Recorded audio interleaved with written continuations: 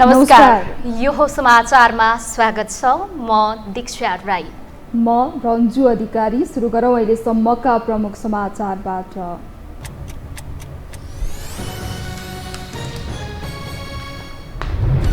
नक्कली प्रमाणपत्र बनाएका आरोपमा सांसद शर्मा सहित 3 जना पक्राउ। ललिता निवास प्रकरणमा पक्राउ पुँजी जारी भएका भिआइपीलाई पक्राउ गर्न भने सिआइडीको आनाकानी। प्रधानमन्त्री प्रचण्ड र राष्ट्रपति पौडेल बीच भेटवार्ता आजै गरे। 21 मन्त्रीसँग 1 वर्षीय कार्य सम्पादन सम्झौता। प्रधानमन्त्रीको कार्यशैलीले गठबन्धनभित्र नै असन्तुष्टि। डोजर सहित कपनको अवैध संरचना हटाउन गएको महानगर स्थानीयको विरोधसँगै पछि हट्यो। दिनभर ओडा र महानगर वार्तामा नक्सा नाप जाँचपछि थप कदम अघि बढाइने। अमेरिकाको हवाई चापु माओईमा लागेको डढेलोमा परि 36 जनाको मृत्यु। हजारौं नागरिक विस्थापित। लाहाइना शहरको धेरै जसो भाग जलेर नष्ट। र भविष्य खोज्दै नेपाली खेलाडीहरू धमाधम विदेश पलायन हुँदै। एक दिन 3 खेलाडी अस्ट्रेलिया उडे। खेलकुद पदाधिकारी भने मूक दर्शक।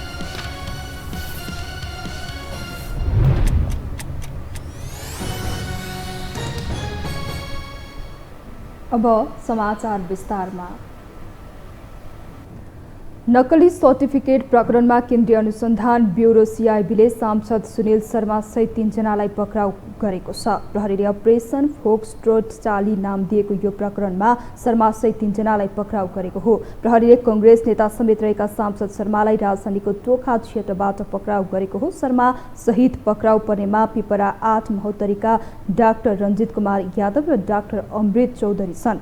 उनीहरूको पनि 12 कक्षाको सर्टिफिकेट नक्कली र भारतीय भएको खुलेको प्रहरीको भनाइ छ। पक्राउ परेका सांसद डाक्टर सुनिल शर्मा सहितका अभियुक्तहरूलाई केन्द्रीय अनुसन्धान ब्युरो सिआइबीको हिरासतमा राखिएको छ। मेडिकल व्यवसाय समेत रहेका शर्माको कक्षा 12 को प्रमाणपत्र नक्कली भएको केन्द्रीय अनुसन्धान ब्युरोले जनाएको छ। बेलबारी 9 मोरङ स्थायी ठेगाना भएका उनले भारतबाट कक्षा 12 उत्तीर्ण भनी ल्याएको प्रमाणपत्र नक्कली पाइएको सिआइबीले जनाएको छ।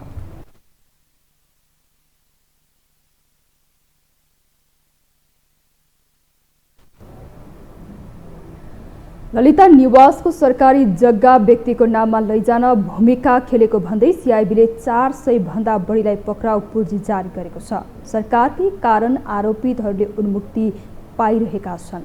आखिर किन त? एक रिपोर्ट। यसलाई डिरेल गर्ने काम नगरौँ प्लिज, मेरो अनुरोध छ प्लिज। गृहमन्त्री नारायण काजी श्रेष्ठले संसदको रोस्टममा उभिएर हात जोड्दै भनेका छन्, सबुत प्रमाणका आधारमा भूमिका देखिए पक्राउ पूर्जी जारी हुन्छ, दोषी भए कारबाहीको दायरामा ल्याइन्छ। तर 3 पूर्व मन्त्री विरुद्ध पक्राउ पूर्जी जारी भएको 4 दिन बित्यो। 4 पूर्व सचिव विरुद्ध पक्राउ पूर्जी जारी भएको 1 महिना बित्यो। उनीहरू सरकारले समात्नै नसक्ने गरी फरार पनि भएका छैनन्। काठमाडौँमै बसेर सरकारको हुङ्कार र रुन्चे कार्यशैलीको रमिता हेरिरहेका छन्। तैपनि नारायण काजी श्रेष्ठ नेतृत्वको गृहले पक्राउ गर्न सकिरहेको छैन। पूर्जी खल्तीमा बोकेर आरोपीलाई अनदेखा गर्नु थियो भने अदालतबाट पक्राउ पूर्जी किन झिकाएको अहिले गृहमन्त्रीसँग जवाब खोजिँदैछ। तर उनी बोल्दा उही हुङ्कार देखाउँछन्, तर कामको रफ्तार बोलीमा गर्जिए जस्तो छैन। तथ्य प्रमाणको आधारमा गर्न मिल्छ, गर्न पर्छ। त्यसकारणले अहिले स्ट्यान्ड बाई डाइरेक्टिभको आधारमा काम गरिरहेको छ र तथ्य प्रमाणले जहाँसम्म दोषी फेला पार्छ त्यो दोषीलाई कानुनको दायरामा ल्याउने र कारबाही गर्ने प्रक्रियामा गएको छ। यसमा कुनै शङ्का नगरियोस्। म विनम्रतापूर्वक अनुरोध गर्न चाहन्छु। सर्वोच्चले अनुसन्धानको दायरामा ल्याउनु भनेकै भोलिपल्ट माधव कुमार नेपाल विदेश उडे। तैपनि अनुसन्धानलाई सघाउँछु भनेका छन्। अर्का पूर्व प्रधानमन्त्री डाक्टर बाबुराम भट्टराईले निष्पक्ष छानबिनको माग गर्दै दोषीमाथि कारबाही गर्नुपर्ने र आफूले अनुसन्धानलाई सघाउने बताएका छन्। पक्राउ पूर्जी जारी भएका पूर्व मन्त्री मध्ये चन्द्रदेव जोशीले अनुसन्धानलाई सघाउने सार्वजनिक अपिल नै गरेका छन्। विजय कुमार गक्सेदार र डम्बर श्रेष्ठ जस्ता पूर्व मन्त्री पनि फरार भइहालेका छैनन्। सबै अनुसन्धानलाई सघाउन तयार हुँदाहुँदै पनि सरकार मात्रै एउटा यस्तो छ जसले अनुसन्धान गर्नै तयार छैन। सरकारले अनुसन्धानको जिम्मेवारी दिएको सिआइबी पनि माथिको आदेश कुर्दै उनीहरू विरुद्ध एक्सन लिने हालतमा छैन। अहिले फेरि प्रश्न उठेको छ, के सरकारले टिप्पणी उठाउने कर्मचारी र जग्गा किन्ने दलाल बाहेक अरूमाथि अनुसन्धान नगर्ने हो? फोहोरको चाङमा उभिएर हामीले सरकारको नेतृत्व लियौँ। फोहोर सफा गर्दै जाने क्रममा अब यी मुद्दाहरू पनि अगाडि आए नि त। हामीले माधव नेपालजीलाई तानु भनेर ल्याए पनि होइन, उपेन्द्र यादवजीलाई तानु भनेर ल्या हो र यी मुद्दाहरू अगाडि आइसकेपछि स्वाभाविक के गर्नु पर्यो, अब मुद्दाहरूको अनुसन्धान गर्नुपर्ने हुन्छ। अनुसन्धान प्रक्रियामा उहाँहरूले गल्ती गर्नुभएको छ, उहाँहरूले चाहिँ अपराध गर्नुभएको छ, अपराध कर्ममा उहाँहरूको संलग्नता रहेछ भने त उहाँहरू दण्डित हुनै पर्यो। फेरि मुख्यतः पक्राउ पूर्जी जारी भइसक्दा पनि पक्राउ नगर्दा आरोपितले प्रमाण नष्ट गर्न सक्ने सम्भावना धेरै हुन्छ। कानुनमा भएको व्यवस्था अनुसार पहिलो त पक्राउ पूर्जी जारी भएपछि हिरासतमा लिइहाल्नुपर्छ। दोस्रो, अनुसन्धान अधिकृतलाई प्रमाण नष्ट हुँदैन भन्ने लागेमा निगरानीमा राखेर अनुसन्धान गर्न सकिन्छ। तेस्रो, आरोपितको स्वास्थ्य अवस्था नाजुक भएको खण्डमा पनि पक्राउ नगरी निगरानीमा राख्न सकिन्छ। चौथो, सरकारको नियत खराब छ भने वा सत्ता साझेदार बीच सहमति भएको खण्डमा पक्राउ पूर्जी जारी भएर पनि आरोपित पक्राउ नपर्ने पूर्व डिआइजी केशव अधिकारी बताउँछन्। सरकारले अहिले ठ्याक्कै यही विधि अपनाएको देखिन्छ। प्रहरीलाई चाहिँ नि निष्पक्ष रूपले छानबिन गर्न दियो भने त दलका सबै नेताहरू चाहिँ आउँछन्। अहिले अपराध कर्ममा केही नेताहरू त इमान्दार पनि छन् होइन, तर धेरै जसो त विभिन्न तपाईँको घटनाहरूसँग सम्बन्धित हुनुहुन्छ।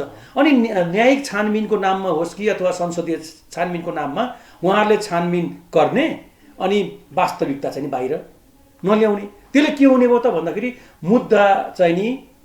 मुद्दाको प्रक्रिया अगाडि नबढ्ने, बढिहाल्यो भने पनि मुद्दा चाहिँ नि कमजोर हुने। ललिता निवासमा 406 जना विरुद्ध पक्राउ पूर्जी जारी भएको हो, तर अहिले 18 जना मात्रै पक्राउ परेका छन्। बाँकी को कहाँ छन्, के गरिरहेका छन्, कहिले पक्राउ पर्छन्, सबै अन्यलमा छ। पक्राउ परेका मिनबहादुर गुरुङ र सुधीर कुमार शाह जस्ता केही व्यक्ति पहुँचकै भरमा हिरासत बसेका छैनन्। उनीहरू डे 1 देखि अस्पतालको क्याबिनमा भिआइपी बिरामीको रोल निभाइरहेका छन्। तर अहिले आरोपित बीच पनि भेदभाव गर्ने काम सरकारले गरिरहेको छ। त्यसमा पनि माधव बाबुरामको घरमै बयान लिनेसम्मको सुविधा दिने तयारी सरकारको छ। कर्मचारी र जग्गा किन्नेहरूलाई कानुनी दायरामा ल्याउने काम गरेको सरकारले भिआइपीहरूलाई उन्मुक्ति दिएको छ। कारण के त भन्दा अब बिस्तारै यसमा राजनैतिक अनुहारहरू जोडिँदै गएका छन्। सिआइबीमा बसेर काम गरेका पूर्व डिआइजी हेमन्त मल्लका अनुसार राजनैतिक अनुहार जोडिएपछि सरकारलाई अनुसन्धान भन्दा के सामसुम पार्नेतिर बढी चासो हुन्छ। सिआइबी जस्ता छानबिन गर्ने निकायलाई पनि राजनैतिक पहुँचमा भएका पात्रलाई पक्राउ गरिहाल्ने निर्णयमा पुग्न गाह्रो हुन्छ। त्यसका लागि पहिले उनीहरूलाई सरकारको पुरापुर साथ चाहिन्छ। तर अहिले त सरकार नै आरोपितका विषयमा सोच मग्न बनेपछि सिआइबीले पक्राउ पूर्जी बोकेर पनि उनीहरूलाई हात हाल्न सकिरहेको छैन। चाहे ललिता निवास, चाहे सुनकाण्ड वा नक्कली भुटानी शरणार्थी प्रकरण, राजनैतिक अनुहार जोडिन बित्तिकै अनुसन्धान प्रभावित बनेको छ। यो हो टेलिभिजनका लागि सन्तोष बिके थापा, काठमाडौँ। प्रधानमन्त्री पुष्पकमल दाहाल प्रचण्डले संघीय सरकारका 21 मन्त्रीहरूसँग कार्य सम्पादन सम्झौता गर्नुभएको छ। आज प्रधानमन्त्री तथा मन्त्री परिषदको कार्यालयमा प्रधानमन्त्री प्रचण्डले आर्थिक वर्ष 2080-81 को वार्षिक कार्यक्रम कार्यान्वयनका लागि 21 जना मन्त्रीसँग उनीहरूले नेतृत्व गरेको मन्त्रालयले गर्ने कामको कार्यसूचीसहित सम्झौता गर्नुभएको हो। यो सँगै अब सरकारले कार्य सम्पादन मूल्याङ्कनको आधारमा मन्त्रीहरूको कामको मासिक रिपोर्ट कार्ड पनि बनाउने जनाएको छ। सम्झौतामा कार्य सम्पादनको प्रगति मासिक रूपमा प्रधानमन्त्री कार्यालयमा अनलाइन प्रणालीबाट पठाउनु पर्ने र त्यसलाई मूल्याङ्कनको आधार बनाइने उल्लेख गरिएको छ। नेकपा एमालेका अध्यक्ष केपी शर्मा ओलीले जातको आधारमा विदेश फैलिएका देशको अस्तित्व समाप्त हुने बताउनु भएको छ। आज आदिवासी जनजाति महासंघ नेपालले आयोजना गरेको कार्यक्रममा बोल्दै अध्यक्ष ओलीले नेपालीहरूका बीचमा जातका आधारमा आपसी विद्वेष र घृणा फैलिएमा देशको अस्तित्व समाप्त हुने बताउनु भएको हो। उहाँले नेपालमा जातीय विविधता रहेको भन्दै सामाजिक सद्भाव र समानतामा आधारित राष्ट्रिय एकताले मात्रै देशको रक्षा हुने बताउनु भयो। उहाँले पहिचानको मुद्दा देशको हितका लागि हुनुपर्ने बताउनु भयो। कुनै पनि हिसाबले हामीलाई जातका आधारमा केहीका नाममा सेन्टिमेन्टल बनाएर भावनामा बगाएर कसैले हामी बीचमा विद्वेष घृणा र फाटो ल्याउन सफल भयो भने हाम्रो देशको अस्तित्व समाप्त हुन्छ। त्यति बेला हाम्रो देश जोगिँदैन, जोगाउन सकिँदैन। हाम्रो विविधता छ, यो यथार्थ हो। यो विविधतामा सामाजिक सद्भाव र समानतामा आधारित एकता, त्यो राष्ट्रिय एकताले मात्रै देशको रक्षा हुन्छ, देशको विकास हुन्छ, देश अगाडि बढ्छ, देश आधुनिक हुन्छ र समृद्ध नेपाल, सुखी नेपाली हामी बनाउन सक्छौँ। अध्यक्ष ओलीले राज्य कुनै एउटा धर्म र जात विशेषको नभएको भन्दै त्यसकारण देशलाई धर्मनिरपेक्ष बनाइएको बताउनुभयो।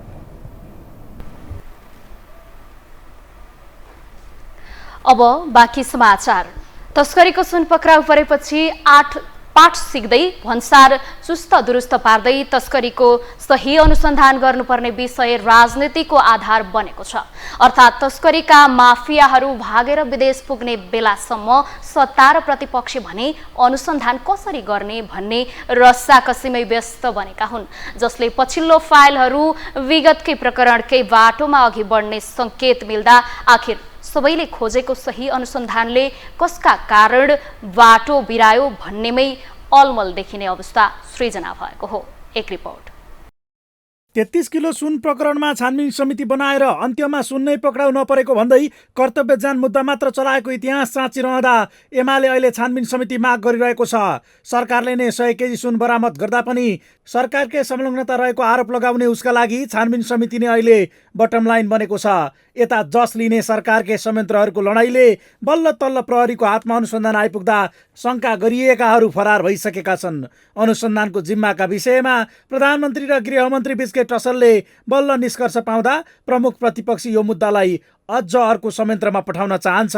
अर्थात् प्रहरीको भूमिकै नहुने विषयमा प्रहरी नै बदनाम हुने र बल्ल अनुसन्धानको जिम्मा आफ्नो हातमा आएको भन्दै आफूलाई प्रमाणित गर्ने अवसर प्रहरीले पाएको त छ, तर अनुसन्धान सुरु नहुँदै उसमाथि नै आशंका देखाएर प्रतिपक्षी दल केन्द्रीय अनुसन्धान ब्युरो नेतृत्वको आत्मबल कमजोर बनाउन लागि परेको हो। निष्पक्ष र सही अनुसन्धानका लागि दबाब दिने भन्दा सत्ता र प्रतिपक्षको लडाईँको चिपुवामा पर्दा यो प्रकरण पनि हात्ती आयो फुस्सा त हुने होइन भन्ने आशंका जन्मिएको छ। अनि तिनीहरूले अनुसन्धान गरिरहेको ठाउँमा तेरो अनुसन्धान मलाई चित्त बुझेन होइन, म चाहिँ नि एउटा छानबिन समिति बन्छु भन्दा सिबिआईको प्रमुख के अरे किरण साकी होइन, अनि उहाँलाई कस्तो पर्छ? जो काम गरिरहेको मान्छेलाई के पर्छ भन्नुहोस् त? गृह मन्त्रालय त्यो राजस्व जसले समात्यो होइन, के पर्छ तिनीहरूलाई? वाचडगको रूपमा भूमिका निर्वाह गर्नुहोस् न, खबरदारी गर्नुहोस् न। तपाईँसँग त्यो तथ्यहरू छन्, तपाईँहरूसँग कुनै प्रमाण छन् भन्ने त्यसलाई सार्वजनिक गर्नुहोस् न, पार्लियामेन्टमा बहस गर्नुहोस् न, त्यहाँ कुरा राख्नुहोस् न। गृहमन्त्रीले बदमासी गर्न आँट्यो भने खबरदारी गर्नुहोस् न। तपाईँ त्यत्रो शक्तिशाली हुनुहुन्छ, त्यत्रो पार्टी हुनुहुन्छ, पार्लियामेन्टमा त्यत्रो तपाईँसँग शक्ति छ। यसअघि नक्कली भुटानी शरणार्थी प्रकरणमा समेत राजनीतिक पूर्वाग्रह देखेको एमाले अनुसन्धान प्रभावित गर्न खोजेको थियो, तर आफैले गरेको दाबी विरुद्ध टोपबहादुर रायमाझी फरार भएपछि साइजमा आएको एमाले ललिता निवास जग्गा प्रकरण नखोलेको आरोप लगाउँदै आयो। त्यसको जवाफ पनि सिआइबी मार्फत फाइल खोलेर दिएको सरकारलाई माधव र बाबुराम देखाएर एमाले प्रश्न गर्यो, तर त्यसका लागि समेत अहिले सर्वोच्च अदालतको फैसलाले सरकारलाई सहज बनाएको छ। त्यस्तै गौर हत्याकाण्डका पीडितका न्यायका लागि सहमति गरेको सरकारले सबै फाइल खोल्दै जान चुनौती दिनेहरूमाथि अर्को उत्तर दिएको छ, जसले फलत सत्ता पक्षले जोसुकै भए पनि भ्रष्टाचार, तस्करी तथा अनियमिततामा संलग्नलाई प्रमाण र तथ्यका आधारमा कारबाहीको दायरामा ल्याएरै छोड्ने दाबीलाई कार्यान्वयनमा लगेको देखिन्छ। यद्यपि उसले यसलाई सत्ता टिकाउने अस्त्रका रूपमा समेत प्रयोग गर्दै गर्दा समेत जनताले समेत साथ दिएका छन्। फलत आफ्नो सत्ता ढले जनताकै काम गर्नु नै एकमात्र कारण हुने भाष्य निर्माणमा माओवादी लाग्दा उसले समेत नाम जोडिएका आफ्नै नेतालाई छानबिनमा तान्न आनाकानी गरिरहेको छ। जहाँ खोलिएका फाइलहरू समेत अतकल्चो बनाएको छ भने अनुसन्धान समेत सोचेको घेरामा पुगेको छैन, जसलाई प्रतिपक्षीकै कारण देखाउँदै सरकारले उम्कने मौका पाउँदा एमाले पनि आफू सही रहेको प्रमाणित गर्नमै लागि परेको छ। आफूले पनि चाहेको चुस्त अनुसन्धान नै भएको र त्यसका लागि छानबिन समिति आवश्यक रहेको उसको तर्कका बीच संसद अवरोधको कारण सत्ता नै रहेको प्रमाणित गर्न एमाले नेता लागि परिरहेका छन्। जति सिटी लागे पनि चिज उस्ताको उस्तै भन्ने ठाउँमा पुग्यो। नीति प्रतिपक्षलाई गलाउने, परिणाम केही पनि नदिने, समाधानका तर्फ नजाने जे अवस्था निर्माण भयो, यसले वास्तवमा संसदको गतिरोधलाई अगाडि चाहिँ हल गर्ने कुरामा सरकार जिम्मेवार नभएको देखिन्छ। यता साना दलहरूले 3 दलको सिन्डिकेटले संसद अवरुद्ध भएको तथा खुलेका फाइलहरू बार्गेनिङमा मिल्ने गरेको आक्षेप लगाइरहेका छन्। विगतमा नागरिकता विधेयक जलहारीको विषय, प्रधानमन्त्रीको राजीनामा लगायतका विषयमा एमाले गरेको अवरोध र पछि हटेको प्रसङ्गले समेत यो आक्षेपलाई मलजल गर्दा अहिले एमाले चाहेको समिति कि अरू केही नै हो भन्ने प्रश्न समेत उठ्दै आएको छ। जहाँ पूर्व सुरक्षा अधिकारीहरूले समेत यस्ता विषय राजनीतिक नभई प्रहरीले अनुसन्धान गर्ने विषय भएको बताउँदै आएका थिए। यसको अर्थ राजनीतिक रङको प्रयास नै तस्कर खोज्ने नाममा आफ्नालाई जोगाउने बाटो भएको उनीहरूले आशंका व्यक्त गर्दै आएका छन्। नेपाल प्रहरीको अधिकार क्षेत्रभित्रको यो चाहिँ नि अपराधलाई जहिले पनि कालान्तरका सरकारहरूले संसदीय समिति बनाएर चाहिँ नि त्यही समिति मार्फत चाहिँ नि छानबिन गराउँथे। र त्यो किन गराउँथे भन्दाखेरि त्यो सम्पूर्ण इस्युजहरूमा चाहिँ नि नेताहरूकै संलग्नता हुन्थ्यो होइन। अनि तिनीहरूको चाहिँ नि मुद्दा चाहिँ नि तपाईँको इस्युहरू फाइलहरू बन्द गराउन सजिलो हुन्छ। जस्तो प्रहरीलाई चाहिँ नि निष्पक्ष रूपले छानबिन गर्न दियो भने त दलका सबै नेताहरू चाहिँ आउँछन्। निर्मला पन्ता जस्ता धेरै प्रकरण धेरै चिन्ता गरेकै कारण रहस्यकै गर्भमा रहँदा समितिले दिने नतिजा समेत यसअघिका धेरै उदाहरणले प्रश्न पारिसकेको छ। फलत त्यसलाई आधार बनाउँदै सरकार आफूलाई प्रमाणित गर्न दिनुपर्ने दाबीमा छ। उता प्रतिपक्षी समेत तस्कर उम्कने चिन्तामा रहेको भन्दै सुरु भएको अनुसन्धानलाई समेत अलमल पार्ने खेलमा छ। त्यसैलाई आधार बनाएर दुवै पक्षले राजनीतिक रोटी सेक्ने आधार देखे पनि निष्कर्ष भने झन पर पुग्न थालेको छ। राष्ट्रपति रामचन्द्र पौडेल र प्रधानमन्त्री पुष्पकमल दाहाल प्रचण्ड बीच भेटवार्ता भएको छ। भेटमा राष्ट्रपति पौडेलले संसदको अवरोध र सहमतिका लागि भइरहेको प्रयासबारे चासो राख्नु भएको उहाँका प्रेस संयोजक खिरा कार्कीले जानकारी दिनुभयो। भोलि सभामुख देवराज घिमिरेलाई समेत भेट्न तय भएको बताइएको छ। सुन तस्करीबारे उच्च स्तरीय छानबिन गर्न माग गर्दै प्रमुख प्रतिपक्षी दल नेकपा एमाले संसद बैठक अवरोध गर्दै आएको छ। भेटमा राष्ट्रपति पौडेलले संघीय शिक्षा ऐनबारे समेत चासो राख्नु भएको बताइएको छ।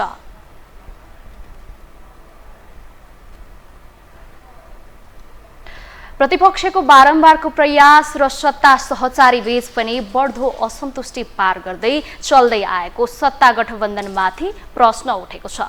सुशासन कायम राख्ने भन्दै सरकारले खोलेका फाइलमा आफ्नै सहचारी मिसिनुल र कारबाही नहुने दबाव बढ्नुले यस्तो अवस्था सृजना भएको हो।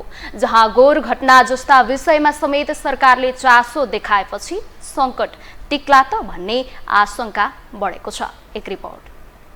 आफ्नाहरूलाई बचाउने र अरूलाई फसाउने गरी विभिन्न प्रकरणको फाइल खोलेको आक्षेप खेप्दै गरेको माओवादी आक्रामक ढङ्गमा अघि बढ्दा गठबन्धनको भविष्यमा भने प्रश्न उठेको छ। यो पटक भ्रष्टाचार, अनियमितता र तस्करी विरुद्ध खरो उत्रने बताएको उसले त्यसका लागि सत्ता गए पनि तयार रहेको यसअघिबाटै बताउँदै आएको छ। यसैको आडमा नक्कली भुटानी शरणार्थी प्रकरणको फाइल खोलेको प्रचण्ड सरकारले सत्तारूढ काङ्ग्रेसकै भिआइपीलाई जेलको यात्रा गराएको थियो। अपेक्षित रूपमा त्यो फाइल अघि नबढे पनि सम्भवतः इतिहासकै बढी भिआइपी तानिएको यो प्रकरणमा काङ्ग्रेसका बालकृष्ण खाँड नै पूर्वपक्षका लागि थुनामा छन्, जसलाई लिएर असन्तुष्ट खाँड निकट नेताहरूले गृहमन्त्रीको राजीनामा नै मागेका थिए। जहाँ डाक्टर शेखर कोइराला पक्ष सुरुबाट यो गठबन्धनको विरुद्धमा रहँदा मन्त्रीको नाम पठाउने विषयमा समेत अलमल भएको थियो। तर नक्कली भुटानी शरणार्थी प्रकरणको फाइलकै उपज काङ्ग्रेस मन्त्री परिषद विस्तारका लागि बाध्य बन्दा गठबन्धनभित्रै गरिएको समाजवादी मोर्चा समेत प्रश्नको घेरामा छ। जसलाई नेता कोइरालाले मिनी गठबन्धनको प्रयासकै संज्ञा दिँदा यसबारे प्रश्न पार्नुपर्ने विषय काङ्ग्रेस केन्द्रीय समितिमै उठाएका थिए। त्यसअघि पनि अनौपचारिक रूपमा मोर्चाबारे प्रश्न उठ्दा तथा नक्कली भुटानी प्रकरणमा दुवै पार्टीका नेता पर्दा एमाले काङ्ग्रेससँग मिलेर नयाँ समीकरणको सपनै देख्न थालेको थियो। यही बीचमा पूर्व प्रधानमन्त्री द्वय डाक्टर बाबुराम भट्टराई र माधव कुमार नेपाल मुछिएको ललिता निवास प्रकरण खुल्नुले अर्को संशय पैदा हुँदा फेरि गौर हत्याकाण्ड बल्झिएर आएको छ।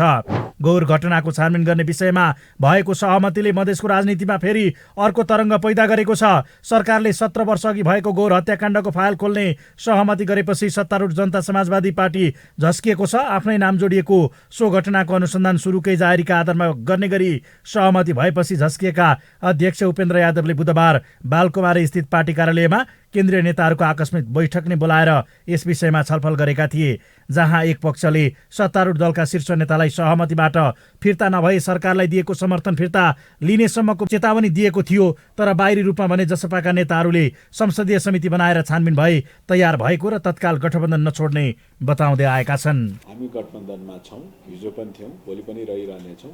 यो एउटा सन्दर्भ हो। यो सन्दर्भको निरूपण गठबन्धनकै बैठकहरूबाट पनि गर्ने प्रयासरत हामी छौँ। त्यसैबाट गठबन्धन गरौँला। अहिले गठबन्धन छाड्ने, सत्ता सरकार छाड्ने भन्नेतर्फ जनता समाजवादी पार्टीको कतै कोही प्रकारको छलफल भएको छ। वार्ता समिति बनेको थियो। वार्ता समितिले एउटा सम्झौता गरेको छ। त्यो सम्झौताप्रति हाम्रो उद्वेग लागेको छ।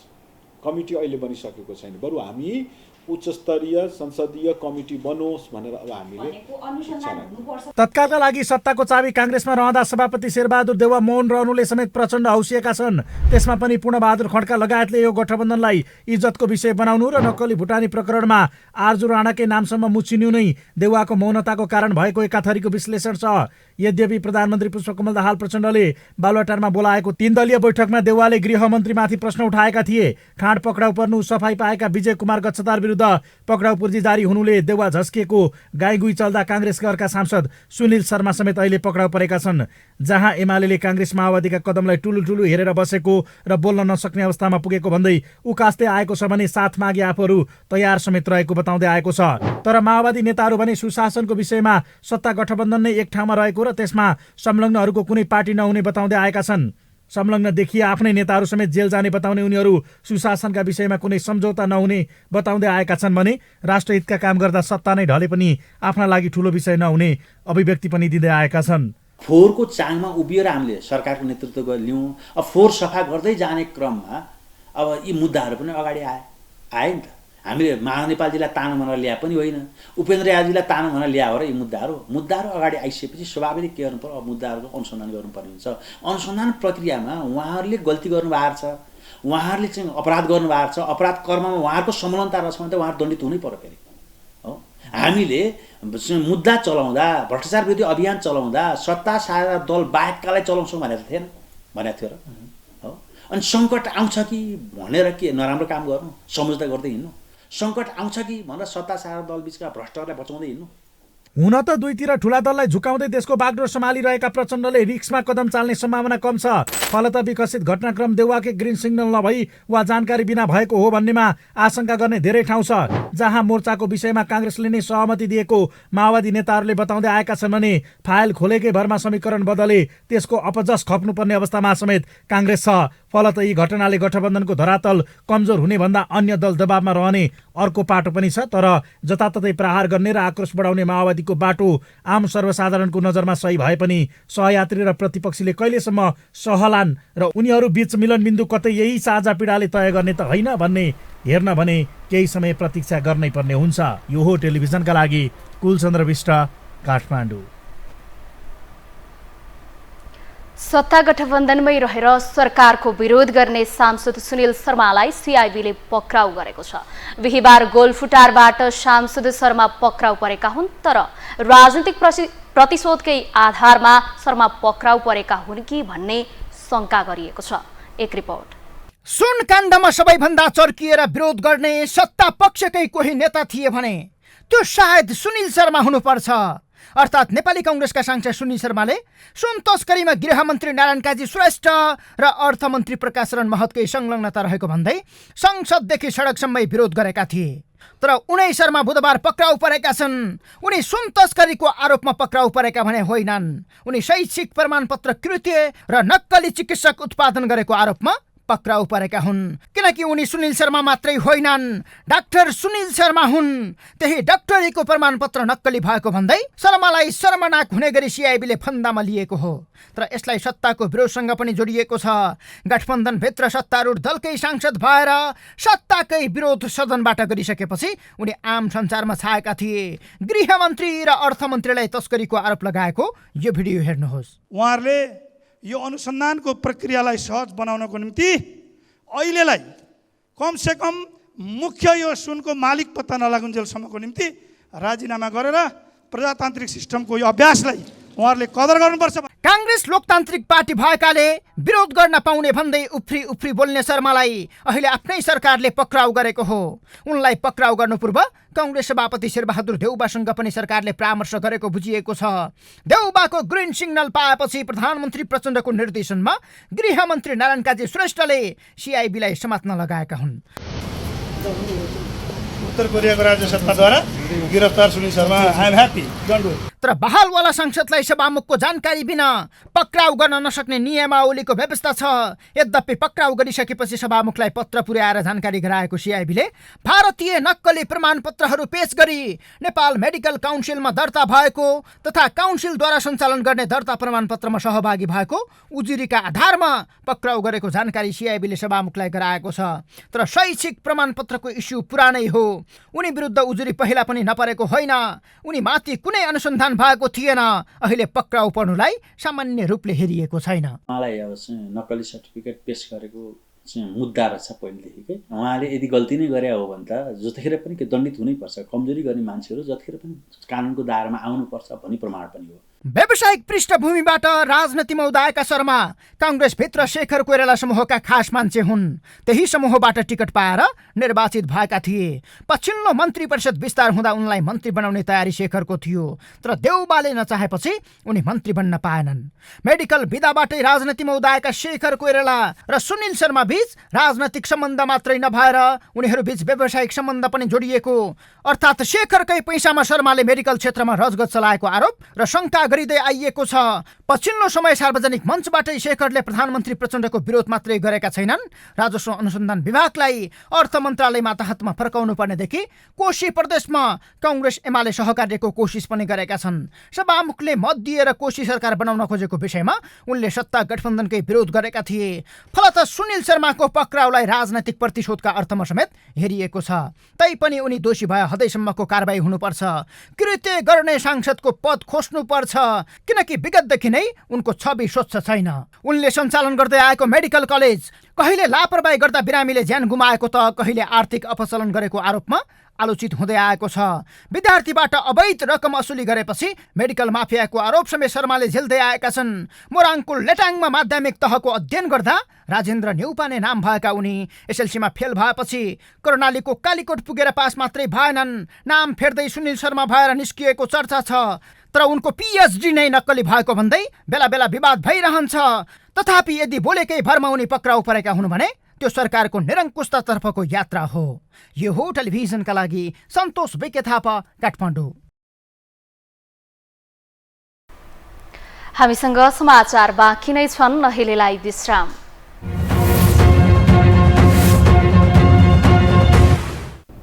विश्रामपछि स्वागत छ। अब बाँकी समाचार।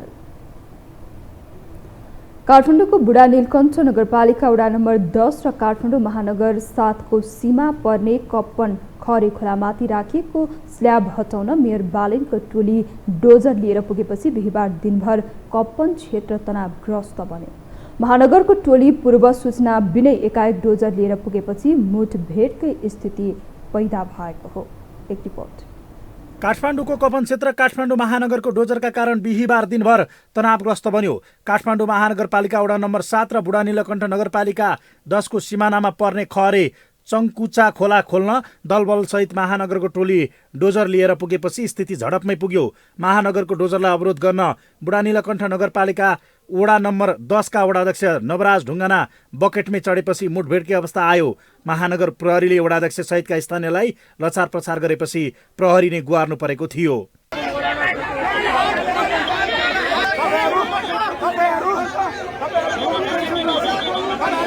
दोहोरो झडप भएको बिहिबारको यो घटनामा प्रहरी आएपछि साम्य हुने अड्कल काटिएको थियो।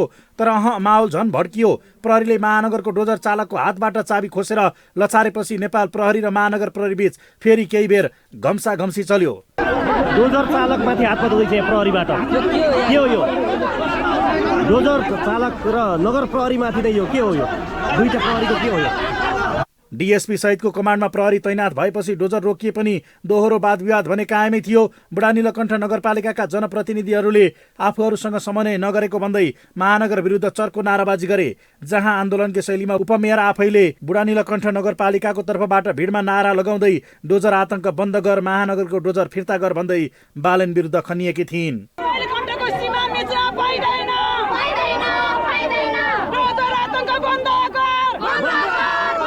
यद्यपि खरे खोलामा वारिपारी भएर आफ्नो सिमानाका रक्षामा उभिएका बुढा नीलकण्ठ नगरपालिकावासी र महानगरपालिकाका स्थानीय बीच एकाध घण्टा दोहोरी नै चल्यो। बुढा नीलकण्ठको तर्फबाट जनप्रतिनिधि सहितले बालेन विरुद्ध चर्को नाराबाजी गर्दा वारी तर्फबाट बालेनको समर्थनमा जिन्दाबादको नारा लागिरहेको थियो।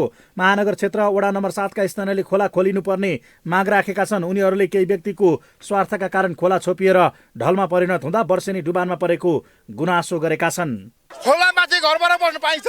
पाइँदैन साथी हो। बालन साको जय होस्, उपभोक्ताको पनि जय होस्। खोला मिचिने भ्रष्टाचारी एउटै हुन्। हाम्रो लागि राम्रो काम गर्न सम्मान छ। बुढा नीलकण्ठ नगरपालिका र महानगरको सिमानामा पर्ने खोलामाथिको स्लाब हटाउन महानगरले एकैचोटि निर्णय गरेर खोतल्न सुरु गरेपछि स्थानीयले विरोध गरेका हुन्। बुढा नीलकण्ठ नगरपालिकाको यो क्षेत्र काङ्ग्रेस महामन्त्री गगन थापाको निर्वाचन क्षेत्र हो। गगनको क्षेत्रमा बालेनको डोजरले दाँत गाडेपछि स्थिति मुठभेडमा पुगेको हो। वर्षौंदेखि समस्याको रूपमा रहेको कपन डुबानलाई काठमाडौँ महानगरपालिकाले आफ्नो क्षेत्रबाट ढल निकालेर निकास दिने तयारी गरेको छ। तर जनप्रतिनिधि नै यसको विरोधमा उत्रिएपछि तत्कालका लागि महानगरको प्रयास असफल भएको छ। दिनभरको घम्साघम्सीपछि डोजर रोकेर वार्ता थालिएको खोला खन्ने विषय तत्काललाई स्थगित भएको छ। काठमाडौँ महानगरपालिकाका मेयर बालेन शाह र बुढा नीलकण्ठ नगरपालिकाका मेयर मिठाराम अधिकारी बीच 7 तलेदेखि फैकासम्मको खहरे खोला आसपासमा निर्माण गरिएका भौतिक संरचना भत्काउने कि नभत्काउने भन्ने नाप जाँचपछि मात्रै टुङ्गो लगाउने सहमति भएको छ। त्यसका लागि बिहिबारबाटै सो क्षेत्रमा मालपोत कार्यालय चाबहिलका प्रतिनिधिसहित काठमाडौँ महानगरपालिका र बुढा नीलकण्ठ नगरपालिकाका अमिनले नाप जाँच सुरु गरेका छन्। काठमाडौँ महानगरपालिकाको 6 र 7 तथा बुढा नीलकण्ठ नगरपालिकाको 9, 10 र 11 नम्बरको वडाको सीमा रहेको खोला अतिक्रमण भएपछि वर्षेनी डुबान हुँदै आएको छ। सरकारले विद्यालय शिक्षा सम्बन्धी कानुनलाई संशोधन र एकीकरण गर्न बनेको विधेयक संशोधन नगरेको भन्दै निजी विद्यालयका सञ्चालक प्रदर्शनमा उत्रिएका छन्।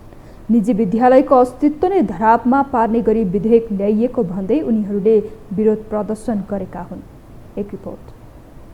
सरकारले विद्यालय शिक्षा सम्बन्धी कानुनलाई संशोधन नगरेको भन्दै निजी विद्यालयका सञ्चालकहरू सडकमा छन्। निजी विद्यालयको अस्तित्व नै धरापमा पार्ने गरी विधेयक ल्याएको भन्दै उनीहरू सडक सङ्घर्षमा छन्। विद्यालय शिक्षा सम्बन्धी विधेयक अगाडि बढाउँदा सरकारवाला पक्षसँग छलफल नगरेकोमा उनीहरूको आक्रोश छ। विरोध प्रदर्शनका क्रममा पेप्सनका अध्यक्ष डीके ढुङ्गानाले निजी विद्यालयको अस्तित्व नै समाप्त हुने अवस्था सिर्जना भएपछि आन्दोलन गर्न बाध्य भएको बताए। निजी विद्यालयलाई गुठीमा लैजाँदा मोडेलको बारेमा शिक्षा मन्त्रालयले आफूसँग छलफल नगरी छल गरेको उनीहरूको भनाइ छ। अहिले कम्पनीलाई गुठीमा लान खोजिएको छ। गुठीमा भएका विद्यालयहरू आफैमा प्रताडित छन्। उनीहरूले धेरै दुःख पाएका छन्। उनीहरूले चाहिँ काम गरेको चाहिँ इन्सेन्टिभ पाउन सकेका छैनन् र त्यो सँगसँगै अहिले जति पनि कम्पनीमा इन्भेस्टमेन्ट गरेका चाहिँ स्कुल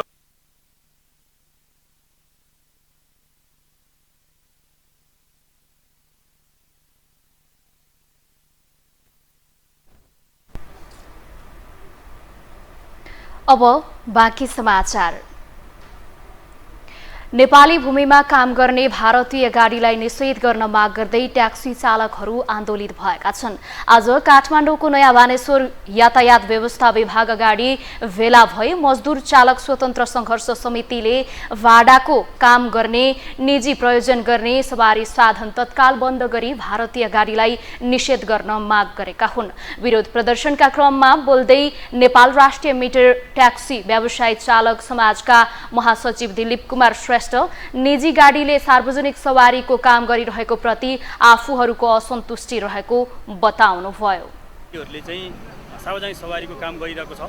जुन दुई पाङ्ग्रे मोटरसाइकल होस् या कार, जिप डेलिभरी होस्, त्यो चाहिँ यातायात व्यवस्था ऐन 2049 को दफा 8 र 12 विपरीत छ र त्यो विपरीत कार्य गर्न पाइँदैन र यो चाहिँ जसले यातायातको सवारी सेवा सञ्चालन गर्नुपर्ने हो त्यसले स्वतःस्फूर्त आफ्नो व्यवसाय गर्न पाउनुपर्छ र यो व्यवसायमा अन्य गैर कानुन तवरले चाहिँ यातायात व्यवस्था ऐनमै नभएको कानुनमै नभएको कुरा चाहिँ आएर चाहिँ यो काम गर्न पाइँदैन भनेर हामीले पटक पटक यातायात व्यवस्था विभाग, यातायात कार्यालय, यातायात मन्त्रालय, यातायातका तत्त निकायहरूमा हामीले ज्ञापन पत्र बुझायौँ, लिखित रूपमा मौखिक रूपमा पेश गऱ्यौँ र उहाँहरूले जहिले पनि हामीले यो कार्यान्वयन गर्छौँ, यो गर्न पाइँदैन भन्नुभयो, कहिले पनि यो गर्न पाउँछ भन्नु भएन। उहाँहरूले नियमन गर्छौँ, हामी नियन्त्रण गर्छौँ, कारबाही भएको छ भन्नुभयो, तर कहिल्यै कारबाही भएन। तपाईँहरूले पनि देख्न सक्नुहुन्छ खुल्लेआम तपाईँको मोटरसाइकलमा तपाईँको चाहिँ यात्रुलाई चाहिँ तपाईँ ओसार गरिरहेको छ, तपाईँको कारमा गरिरहेको छ। यो सरासर कानुनको चाहिँ नि ऐनको चाहिँ नि दफामा चाहिँ यो गलत छ, यो गैर कानुनी छ। निजी गाडीले सार्वजनिक सवारीको काम गर्नु यातायात व्यवस्था ऐन 2049 को दफा 8 र 12 विपरीत भएको उनीहरूले बताएका छन्। निर्माण व्यवसायीहरूले राजनीतिक नेतृत्वको गलत मनाशयका कारण निर्माण व्यवसायीहरूको समस्या भोग्नु परेको बताउँदै विरोध प्रदर्शन गरेका छन्। आज पनि नेपाल निर्माण व्यवसायीहरूले राजनीतिक नेतृत्वको गलत मनाशय र कर्मचारीहरूको आफू टिकिरहनका लागि गरेको दुष्कर्म आफूहरूले भोग्नु परेको भन्दै बताएका हुन्। उनीहरूले नेपाल निर्माण व्यवसायी महासंघको कार्यालयमा भेला भई संसद भवन अगाडि पुगेर कोण सभा गर्दै माइती घरसम्म धरना दिएका हुन्। कार्यक्रममा निर्माण व्यवसायीहरूले पूर्ववर्ती सरकारले गरेको गल्ती सच्याएर देश विकासका लागि सरकार सच्चिन आवश्यक रहेको बताए। लागत 4 खर्ब आउँछ तर सरकारले त्यसको व्यवस्थापन गर्न सकिरहेको छैन र हामीलाई सरकारले जबसम्म त्यो रकमको व्यवस्थापन हुँदैन हामी सरकारलाई अनुरोध गर्छौँ त्यस्ता किसिमका ठेक्काहरूको ब्याज थप नगरियोस्। अहिले पटक 2076 साल वैशाख पुस 14 गतेदेखि भएको म्याद थपबाट हामीले प्रत्येक पटक 2700 देखि लिएर 3000 आयोजनाको म्याद थप गर्दै गइरहेका छौँ र यो 4 वर्षमा ती योजनाहरू सम्पन्न भएको छैन र आम जनसमुदायलाई निर्माण व्यवसायीहरूले निर्माण कम्पनीहरूले काम गरेन भन्ने भ्रम मात्र सिर्जना गरेको छ। वास्तविकता त्यो होइन। सम्पूर्ण जनताहरूलाई हामीले सुसूचित गर्नै पर्छ।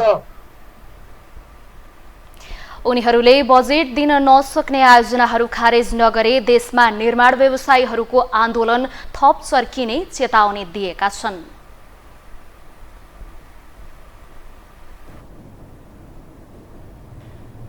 अब पालो आर्थिक समाचारको।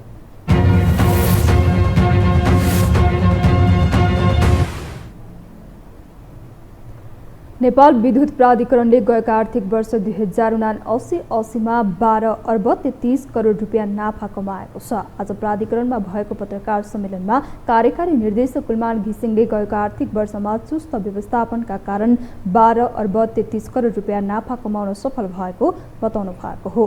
प्राधिकरणले गएको आर्थिक वर्ष देशभित्रै बिजुली बिक्रीबाट 89 अर्ब 78 करोड रुपियाँ बराबर आम्दानी गरेको छ भने भारतलाई बिजुली बेचेर 10 अर्ब 59 करोड रुपियाँ आम्दानी गरेको छ। आर्थिक वर्ष 2078-79 भने प्राधिकरणले 13 अर्ब 37 करोड रुपियाँ खुद नाफा कमाएको थियो। 2079-80 12 अर्ब 33 करोड खुद नाफा कमाएको नेपाल विद्युत प्राधिकरणले सर्वसाधारणका लागि सेयर जारी गर्ने भएको छ। त्यस्तै निर्देशकका वर्षमा प्राधिकरणले आफ्नै स्रोतबाट करिब 48 अर्ब रुपियाँ बराबरको रकम प्रसारण तथा वितरण प्रणाली विस्तार र सुधारमा लगानी भएको बताएका छन्।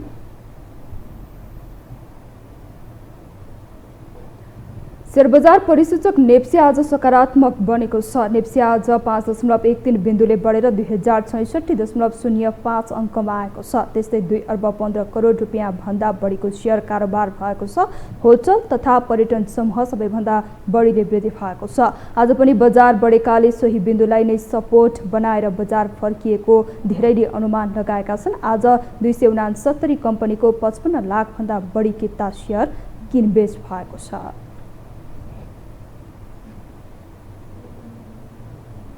हामीसँग अन्तर्राष्ट्रिय र खेल समाचार बाँकी नै छन्। अहिलेलाई पुनः विश्राम।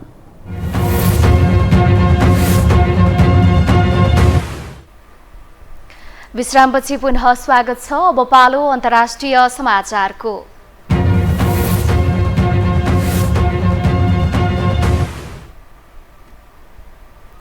अमेरिकाको व्हाइट टापु माउईमा लागेको डढेलोमा परि 36 जनाको मृत्यु भएको छ। हावाको इन्धनको ज्वाला माउ टापु रिसोर्ट सहर लाहाइनामा फैलिएपछि हजारौं नागरिकहरू विस्थापित भएका छन्। जंगलमा लागेको आगोले हवाईको माउ टापुको लाहाइनाको रिसोर्ट सहरको धेरै जसो भाग नष्ट भएको छ। माउ काउन्टी सरकारले आज जारी गरेको विज्ञप्तिमा आगो निभाउने प्रयास जारी छ। संयुक्त राज्यको टापुमा मंगलबार बिहानैदेखि आगलागी सुरु भएको थियो। प्रभावित क्षेत्रहरूमा सञ्चार सहित टेलिफोन सेवा समेत अवरुद्ध भएको अल जजिराले जनाएको छ। पाकिस्तानको संसद भंग भएको छ। प्रधानमन्त्री शहबाज शरीफ नेतृत्वको मन्त्री परिषदको सिफारिसमा राष्ट्रपति आरिफ अलवीले बुधबार राति संसद भंग गरेका हुन्। त्यहाँको संसदको कार्यकाल सकिन 3 दिन मात्रै बाँकी रहँदा प्रधानमन्त्री शरीफले संसद विघटनको सिफारिस गरेका हुन्। एक रिपोर्ट। पाकिस्तानको संसद विघटन भएको छ। प्रधानमन्त्री शहबाज शरीफ नेतृत्वको मन्त्री परिषदको सिफारिसमा राष्ट्रपति आरिफ अलवीले बुधबार राति संसद भंग गरेका हुन्। संसद विघटन भए पनि काम चलाओस् प्रधानमन्त्रीको टुङ्गो लागेको छैन। यद्यपि संसद विघटनसँगै देशको सबैभन्दा लोकप्रिय राजनीतिक इमरान खानलाई समावेश नगर्ने निर्वाचनको पर्यवेक्षण गर्न कर्मचारीको नेतृत्वमा अन्तरिम सरकार गठन गरिएको छ। यता गत वर्षको अप्रिलमा पूर्व अन्तर्राष्ट्रिय क्रिकेटर स्टारलाई सत्ताबाट हटाएपछि देश राजनीतिक भुमरीमा परेको छ। संसद विघटन भएको 90 दिनभित्र निर्वाचन गरिसक्नुपर्ने कानून व्यवस्था भए पनि निर्वाचन सरकारले ढिला हुन सक्ने संकेत दिइरहेको छ। खानको सत्ताच्युत गर्न एकजुट भएका देशका पुराना पार्टी बीचको गठबन्धनले विश्वको 5औं ठूलो जनसङ्ख्या भएको देशको नेतृत्व सम्हालेका 18 महिनाको अवधिमा खासै जनसमर्थन प्राप्त गर्न सकेको छैन।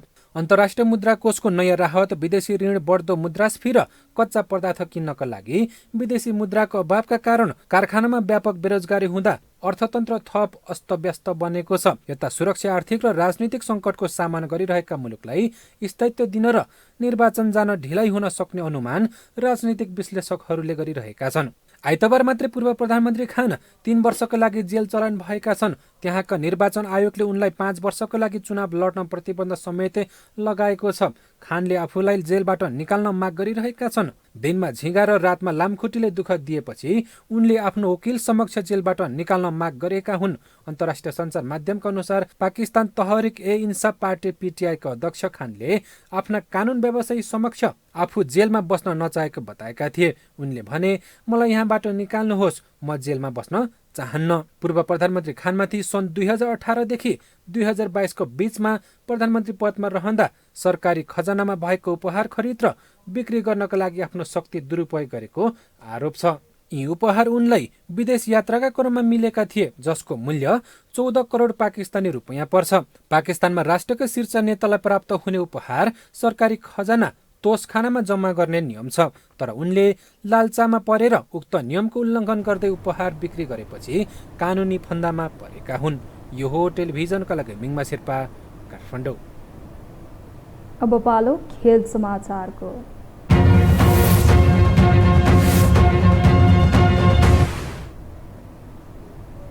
नेपाली राष्ट्रिय फुटबल टोलीबाट खेलिसकेका 3 खेलाडी विदेश पलायन भएका छन्। एकै दिन 3 खेलाडीहरू मिडफिल्डर पूजन उपरकोटी, डिफेन्डर निशान खड्का र रवि पासवान अस्ट्रेलियाका लागि प्रस्थान गरेका हुन्। उपरकोटी लगातार राष्ट्रिय टोलीमा थिए। यसअघि 2 दिन अघि मात्र गत शहीद स्मारक डिभिजन लिगका सर्वाधिक गोलकर्ता दीपकराज सिंह ठकुरी पनि अस्ट्रेलिया गएका थिए। उनीहरू अस्ट्रेलियामा स्थानीय क्लबबाट खेल्ने गरी त्यहाँ पुगेको बताइएको छ। पछिल्लो 1 वर्षमा सुजल श्रेष्ठ, सुनिल बल, दिनेश राजवंशी, सन्तोष तामाङ, तेज तामाङ, विशाल राई लगायत खेलाडीहरू अस्ट्रेलिया पलायन भइसकेका छन्। खेल समाचारसँगै हामी यो समाचारको अन्त्यमा आइपुगेका छौँ। बिदा हुनु अघि प्रमुख समाचार पुनः एकपटक।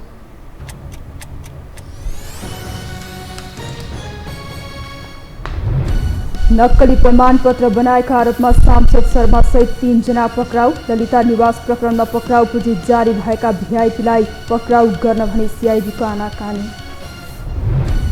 प्रधानमन्त्री प्रचण्ड र राष्ट्रपति पौडेल बीच भेटवार्ता आजै गरे 21 मन्त्रीसँग 1 वर्षीय कार्य सम्पादन सम्झौता प्रधानमन्त्रीको कार्यशैलीले गठबन्धनभित्र नै असन्तुष्टि डेजर सहित कपनको अवैध संरचना हटाउन गएको महानगर स्थानीयको विरोधसँगै पछि हट्यो दिनभर ओडा र महानगर वार्तामा नक्सा नाप जाँचपछि थप कदम अघि बढाइने अमेरिकाको हवाई चापु माओईमा लागेको डढेलोमा परि 36 जनाको मृत्यु हजारौं नागरिक विस्थापित लाहाइना शहरको धेरै जसो भाग जलेर नष्ट र भविष्य खोज्दै नेपाली खेलाडीहरू धमाधम विदेश पलायन हुँदै एक दिन 3 खेलाडी अस्ट्रेलिया उडे खेलकुद पदाधिकारी भने मूक दर्शक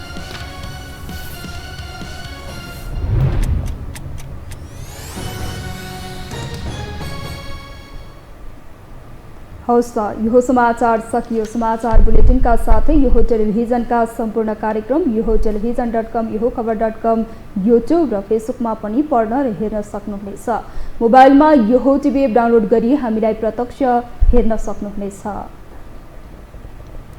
तथ्य सहितको निष्पक्ष समाचार तथा मनोरञ्जनका लागि हेर्दै रहनुहोला यो टेलिभिजन नमस्कार